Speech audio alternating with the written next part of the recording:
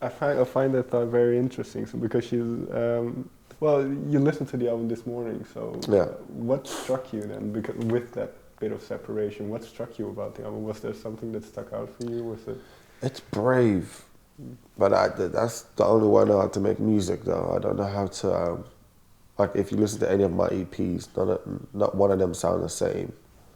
Like they all take massive leaps of faith, and here we are, you know. So it's okay. People, no one's ever been like, well, none that I've heard. Never lost anybody. I've always gained people.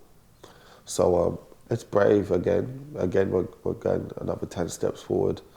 But it's the only way I know how to make music. I think trying to recreate the same project twice I think it's a bad move. It never works. I've never seen anyone make it.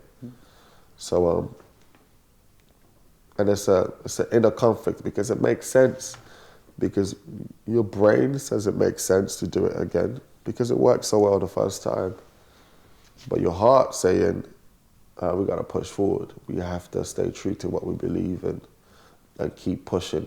Because more than anything, I feel like as an artist, it's your job to push the needle. Mm-hmm. I think you contribute to the listening experience of music. How I make music, whether you like it or hate it, I'm challenging what you think you like, which you're giving other artists an option to make music. When I listen to artists that I love, like artists that I really, really love, it's usually because they've taught me something. They've presented a new way to hear music. Like I'm like, oh shit, I didn't know you could make music like that. I didn't know you could use drums the way you use drums. I didn't know you could use the piano like that. I didn't know you could, use synths like that. People that I love musically are people who teach me stuff. So I'm trying to do the same. I'm trying to just present a new option. So I can't wait. It should be fun to see how people take it. Can you name me one or two that inspires you in this way? One or two artists? Kanye West is a massive one for me. And Amy Winehouse as well. Okay. Yeah. And then, like you say, what you like in them is them pushing the boundaries and. Yeah. Okay. And well, part of it. Well, let me ask this differently. What song do you think on the record pushes the boundaries most, or maybe people are surprised by, will be surprised by? There's a song called Caroline. I think people were very surprised by it. They'd be surprised by 90% of what's on there. But Caroline, I think, is going to be the most, not by a long shot, but just, it's, because like this is it for me. I'm a storyteller. Mm-hmm. So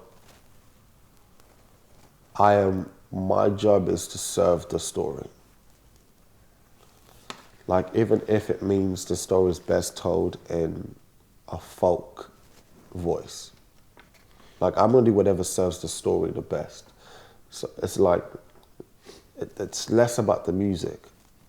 Like I serve the story. If I'm telling a story of a guy Caroline is a song about a guy who who's in love with a chick who isn't so much in love with him, and he's trying to do anything to make it work. And he talks about, let's run away to France, and he's very frantic. The energy of the song is frantic. It's just throwing ideas out there, like, what if we do this, and what if we do this? Maybe then it will work. Maybe then you stay. And when I have those stories or those memories I want to write about, I go to the sounds and the energy that serves the story I'm trying to tell.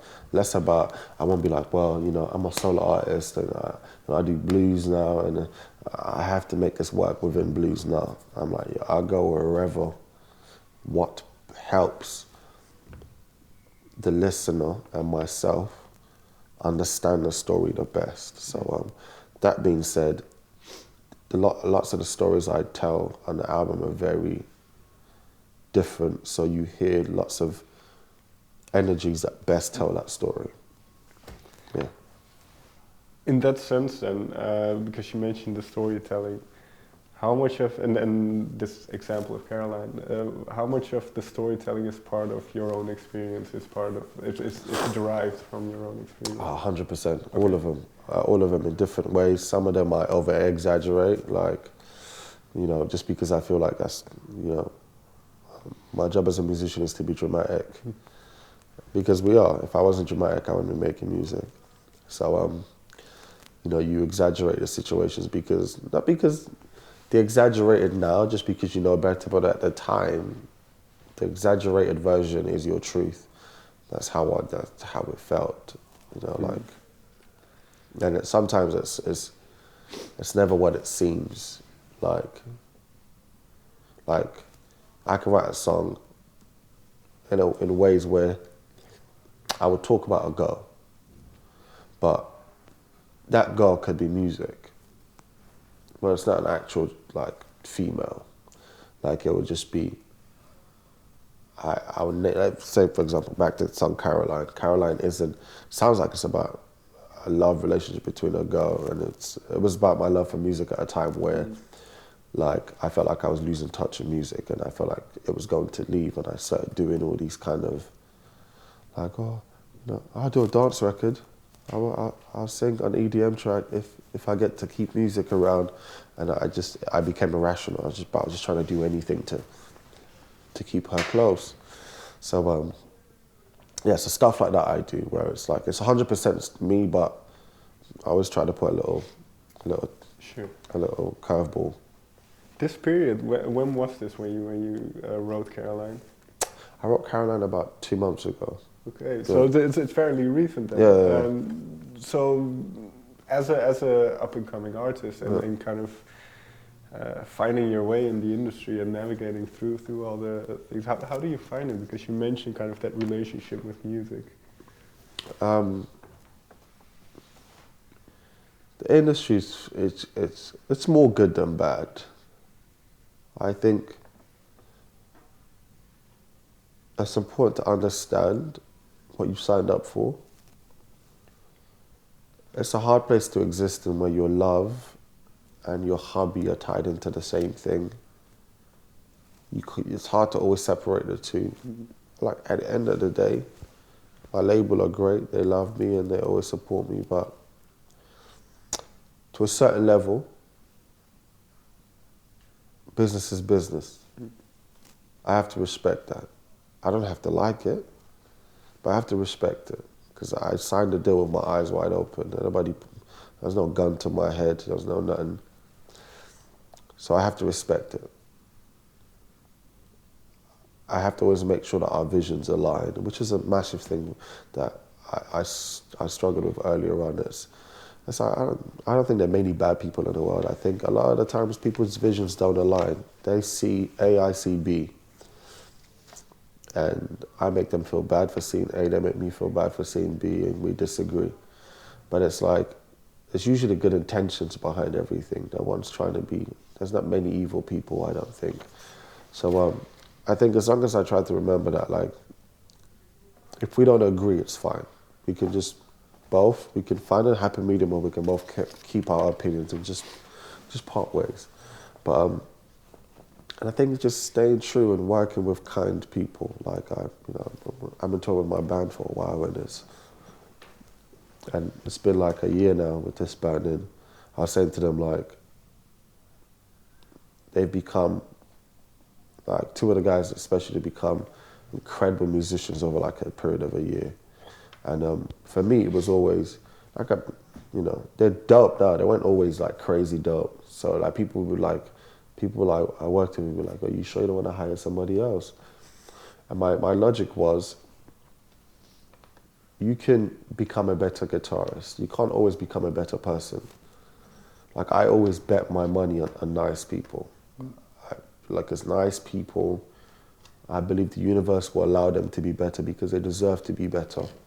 So I just surround myself with kind, loving people because they can improve in their work life, but people who are nice and considerate will always fight your corner.